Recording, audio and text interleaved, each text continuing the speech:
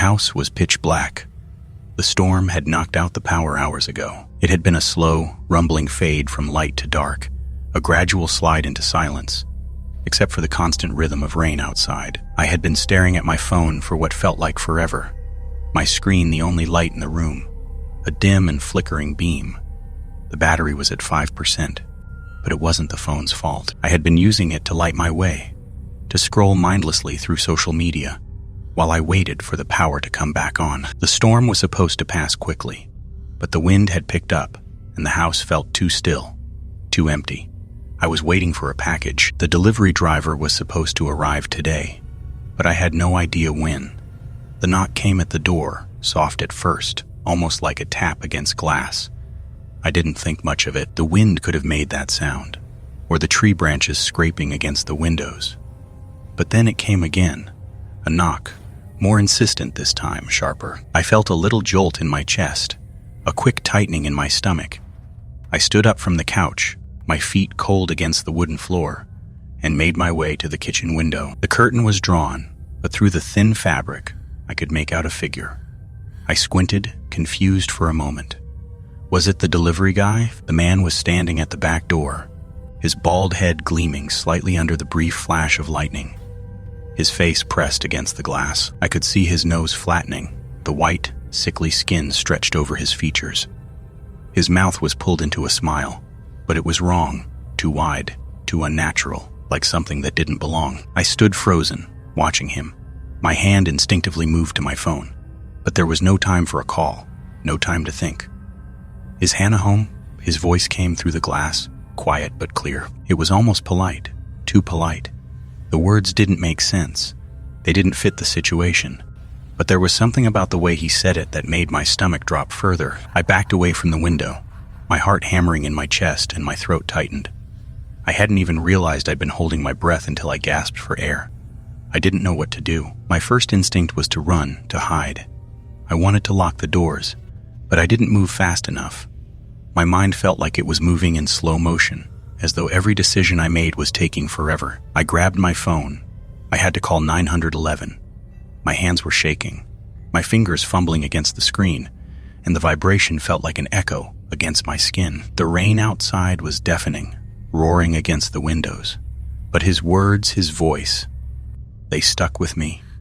I dialed the emergency number, 911.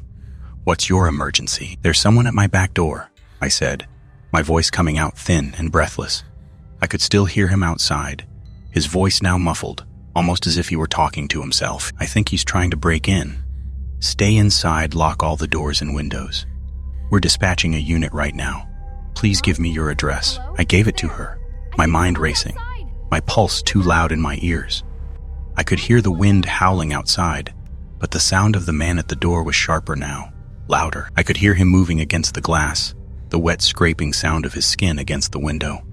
My phone's screen dimmed. I glanced at it. 4% battery left. The rain sounded like static. The wind tore through the trees. But the house felt too quiet, too still. Everything was amplified. Every small sound felt like it was closing in on me. I looked back at the window, trying to see anything through the curtain. There was nothing. The figure was gone. I wanted to step closer to the door, to check again, but my legs felt heavy, like they were made of stone. I took a breath and pushed myself forward, my heart in my throat. As soon as I reached the glass door, it came, the sound, a violent crack as the glass shattered. I stumbled backward, my breath catching in my throat. My phone slipped from my hand and hit the floor with a dull thud, the screen flickering out. I didn't have time to think about it. I couldn't think at all. I didn't know where to go. The hallway was dark. The kitchen was empty, the bathroom. I bolted for the bathroom, my legs shaking beneath me, a cold sweat breaking out on my neck. I pulled the door shut behind me, but it didn't lock. I shoved the flimsy privacy lock into place, but it was only thin metal. It was meant for a simple barrier, not real protection. My hands were shaking as I turned the bolt, the small click of the lock sounding absurdly weak, even in my head. Then the pounding started. His weight hit the door with a sickening force. Bang! The sound rattled through the bathroom. My fingers dug into the edge of the sink, and my legs nearly buckled. I couldn't breathe. I couldn't move. Bang! Bang, the door shuttered. I pressed myself into the corner, but I wasn't safe. Not here. Not anymore.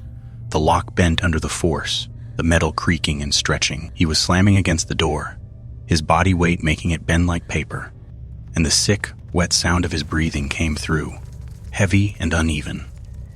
The door was going to give way. The lock was going to break.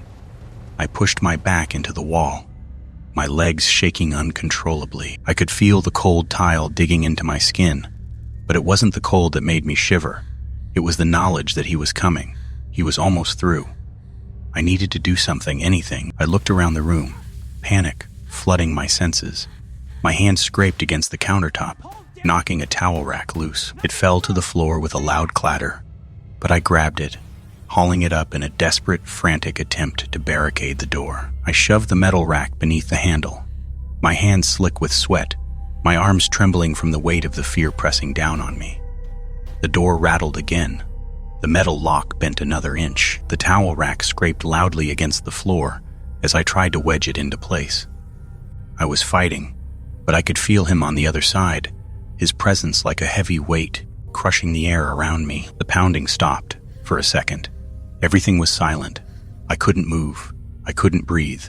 I just waited, and then I heard it. The sound of boots thudding against the floor, a low voice, barely a whisper, as if he was savoring the moment. I know you're in there. And then the door groaned under his next assault. The door splintered. A sharp crack like the breaking of wood under immense pressure echoed in the room. The flimsy lock was giving way.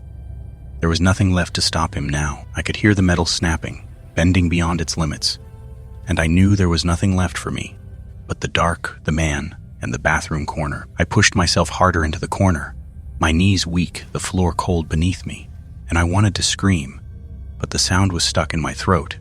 I couldn't make a sound. I couldn't even think. There was a moment, just a second, where everything seemed to still. I felt the room tilt, as if the entire house had held its breath with me, waiting for what would happen next. I looked at the door, at the crumpling lock, and I knew it was over. The door burst open. For a second, all I saw was his face, that sickening grin stretched across his features, too wide, too forced, like a mask. He didn't move to attack right away. He just stood there, in the doorway, his mouth opening like he was going to speak again. I couldn't look at him anymore. I had to do something. I grabbed the towel rack again, the metal cold in my hands, and swung it at him. He didn't flinch. Just as the bar connected with his shoulder, I heard the sound I was praying for, the sirens. They were faint at first, barely audible over the pounding of my pulse in my ears. Then they grew louder, and in a flash of movement, the door behind him exploded open. Officers rushed into the room, tackling the man to the floor. I couldn't see his face anymore. I couldn't see anything but the flashing lights. The world around me spun out of focus, and I collapsed to my knees, gasping for air, my legs no longer able to hold me up. The officers had him, but the feeling of him being so close, of his breath on my neck, of the door nearly giving way, didn't leave me. I couldn't forget it, the knock, the voice, the face pressed against the glass. It wasn't over. Not yet.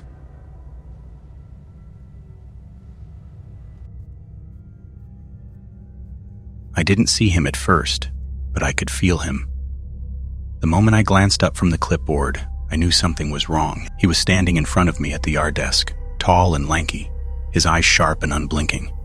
Not the kind of look a person gives when they're waiting for medical attention. No, this was different. This was the kind of look you get from someone who knows exactly how much you'll let them get away with. He asked, "What time do you get off then?" The question was casual enough, but there was an underlying tension in it that made my skin prickle.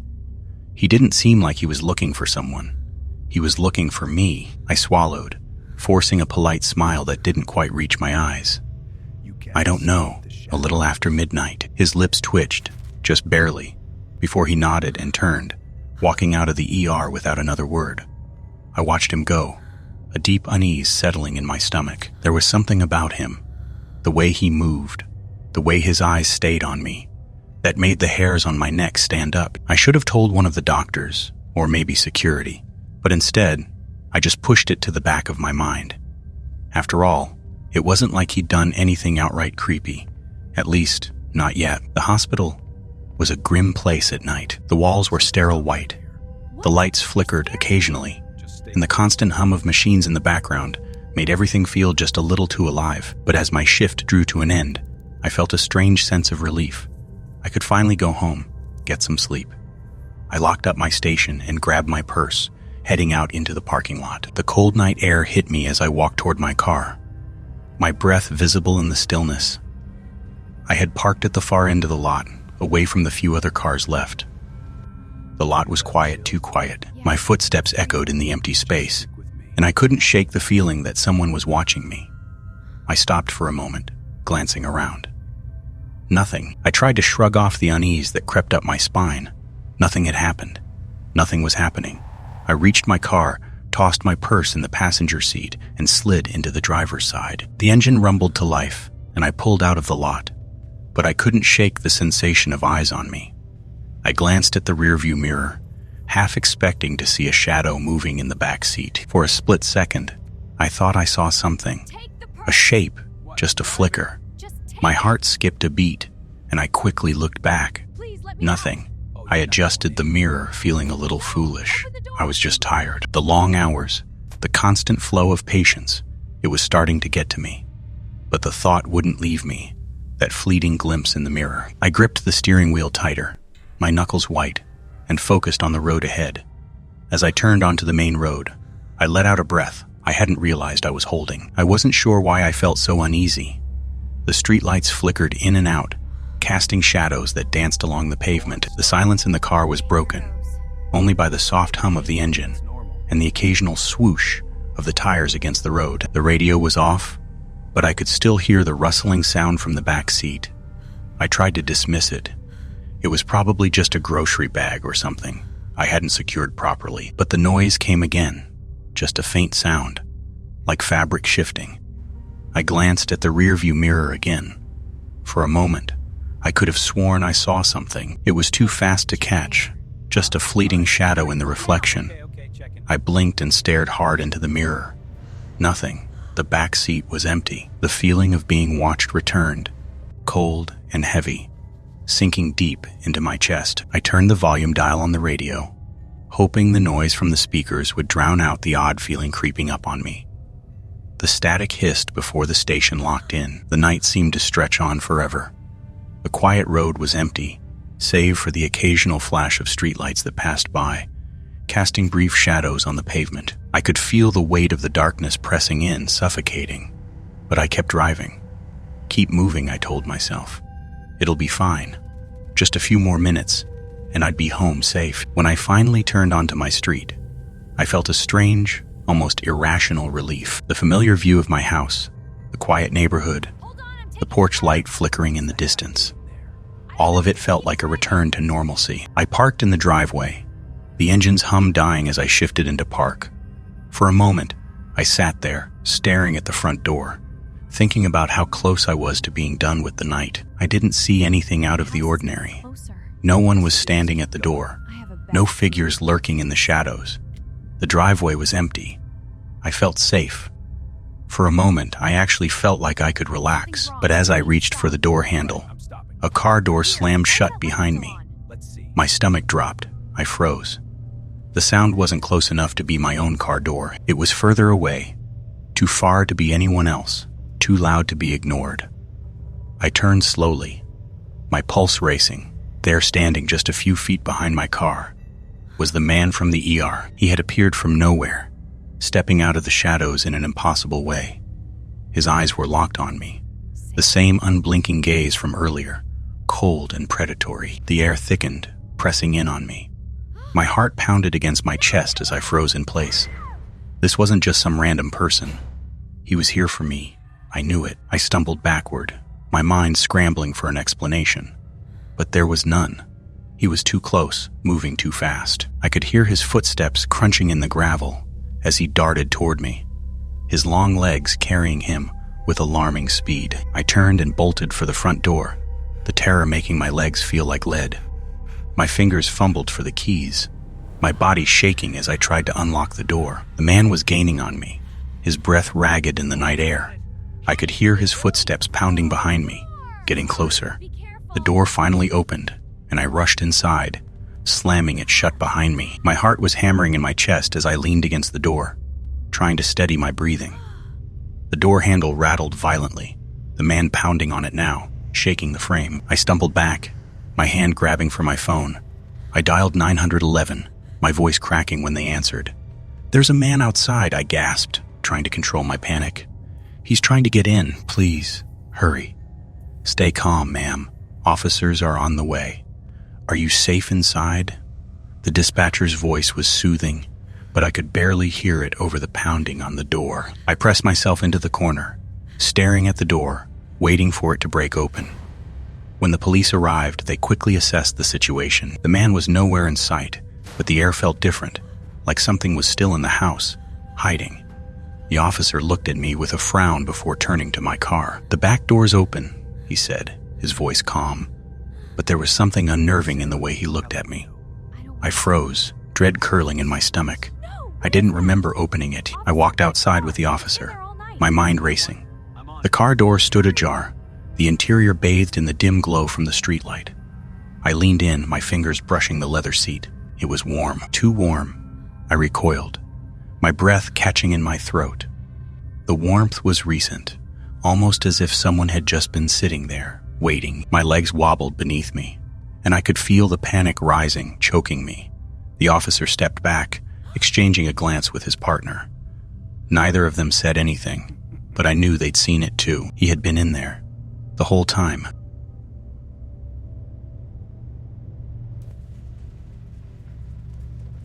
I saw them for the first time from the outside, across the street, standing under the flickering light of a street lamp. They were far off, just two silhouettes, barely discernible in the dim haze of the night. I was doing my rounds outside, checking the perimeter of the building, when I noticed them standing there, watching me. The hairs on the back of my neck pricked up, a sharp, involuntary feeling of unease that made my chest tighten. They weren't close, just a couple of figures in the distance, but there was something wrong about it.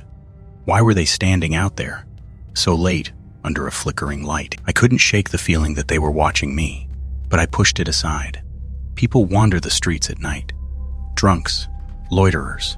It wasn't anything to get worked up over. I'm just being paranoid, I told myself, and turned back toward the building. The soft crunch of my boots against the gravel pathway was the only sound that accompanied me as I made my way inside.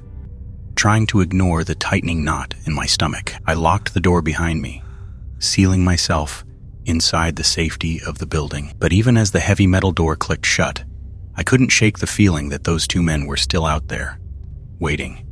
The rest of my rounds were uneventful, too uneventful. The building felt hollow, the silence pressing in around me like a weight. The hum of the fluorescent lights overhead, the soft rattle of the air vents. It all seemed a little too loud now, like I was hearing it for the first time. I tried to push the unease aside, focusing on my work. I stopped by the breakroom to grab a bite. My stomach had been growling for hours, and the building felt cold, emptier than usual. Even though it was always quiet, I cracked open a can of soda and sat down at the table, my eyes scanning the dark windows outside. The city lights flickered in the distance, like little pinpricks of warmth. I couldn't help but glance at the street lamp across the street. The two men were still there, though I couldn't see them anymore. It was like they'd melted into the shadows, but I knew they were still out there. Then I heard it. A thump. It came from the ceiling, or maybe the room next door. The sound was soft but unmistakable. A dull, muffled thud, like something heavy had dropped. I froze, spoon halfway to my mouth. My breath caught. It didn't make sense. I strained my ears, waiting for another sound, but it didn't come. I glanced around the room, my eyes darting to the door to the dark hallway beyond. Was it the building settling? I tried to rationalize it. The place was old. Pipes groaned. The HVAC system sometimes made strange noises when it cycled on. I got up, set my lunch aside, and went to check it out. The hallway was dark, the walls lined with cold, impersonal white tiles. The flickering light in the ceiling buzzed as I stepped closer to the door of the next room. I pushed it open slowly, the hinges creaking in protest. The room was empty. No sign of anything out of place. I stood there for a moment, heart thudding in my chest for no reason I could explain. The room was quiet, still, as if the sound had never existed at all. I shook my head, rubbing the back of my neck. Stop overthinking it. I turned to leave, but then something caught my eye. The janitor's closet. The door was slightly ajar, as if it had been opened recently. I didn't remember seeing it like that earlier, but there was nothing to worry about, right? It wasn't worth checking. I pushed the thought away and went back to my patrol. I was on edge now, but I tried to keep it together. I had to focus. Just do your job, I told myself, like a mantra. The door locked, the halls checked, the building secured. That was all I had to do. But when I came to the side door, I stopped dead in my tracks. The lock had been broken. Someone had forced it open. My pulse spiked in my throat. This wasn't right. This wasn't normal. The door was still standing ajar, the metal padlock hanging uselessly on the floor beside it. I crouched down to examine it, my fingers brushing against the cold steel. The lock had been snapped like a twig. There was no way it had happened by accident. Someone had been here. I stood up slowly, my breath shallow, heart hammering in my chest. Who the hell would break in? Why? What for? I jogged back to the security room, trying to keep my nerves in check. The lights flickered overhead as I sat down at the monitor, my fingers trembling as I pulled up the CCTV footage. I ran my hands over my face, trying to steady myself. I started rewinding the feed, watching the footage from earlier in the night. At first, there was nothing of note. The cameras showed an empty parking lot, a dark hallway, the occasional mouse skittering across the floor. But then, I saw them, the two men standing under the street lamp, just as I had seen them earlier. I felt the hairs on the back of my neck rise as I kept watching. They were across the street, still standing there, watching the building. Then, in the next frame, they were gone. I fast-forwarded through the footage, my mind racing. The sense of dread tightened in my chest like a vise, making it harder to breathe. Where had they gone? What were they doing? I kept watching, my eyes glued to the screen. The clock ticked on, and the video continued, until I finally saw something that made my blood run cold. On the tape, I saw myself walking down the north hall, heading toward the break room. I turned the corner, and as soon as I did, the door to the janitor's closet creaked open. The two men stepped out, silent as ghosts, watching me from behind the door. They followed me down the hallway, just 10 feet behind me, blending into the shadows. I froze. I watched in horror as I saw myself stop to tie my shoe. The two men froze too. They were hunting me. They weren't avoiding me. They were waiting for the right moment. I turned another corner, and in the shadows, I saw one of them reach for something. A fire axe. He raised it over his head, just as I walked out of view, completely unaware. I was 1 second away from a split skull. I slammed my fist on the desk, my pulse hammering in my ears. I couldn't breathe, but the terror didn't stop there. I scrolled through the footage, rewatching it, trying to find any clue, any detail that would explain what had happened. What I had missed. I stopped at a timestamp, 3:14 a.m. The footage froze on the screen. I had been sitting in the security chair, scrolling on my phone. The camera was aimed directly at me, and the men were standing behind the glass of the security office. They were staring at the back of my head. They stood there, motionless, for a full minute, just watching me. Then they turned and left. I could have died that night. They could have taken me any time. They didn't. They chose not to. The screen went black. I sat there for what felt like an eternity, staring at the blank monitor. The office was silent, save for the soft hum of the server room and the distant buzz of the fluorescent lights above. The walls felt like they were closing in, the air thick and suffocating. What had I missed? How had I not seen them? They were right there, just a few feet away, watching me like prey. How had I failed to see it? The stillness of the building seemed louder now, the silence pressing in on me from every direction. The lights flickered again, and I could feel my heart pounding in my chest too fast, too loud. My palms were clammy against the arms of the chair. I was alone. I stood up, feeling dizzy. My legs were shaky beneath me as I walked to the window, staring out at the city lights in the distance. The street lamp across the street still flickered, casting long shadows over the pavement. Had they gone? I didn't know what to do with myself. My mind was still racing, still processing everything. They were out there. They were always out there. Watching, I looked back at the screen. The footage was still frozen at 3:14 a.m. The men were gone, but they could come back any time. I couldn't stay here. I had to leave. I had to get out, but as I turned to grab my jacket, I felt something cold in the pit of my stomach. They were still watching.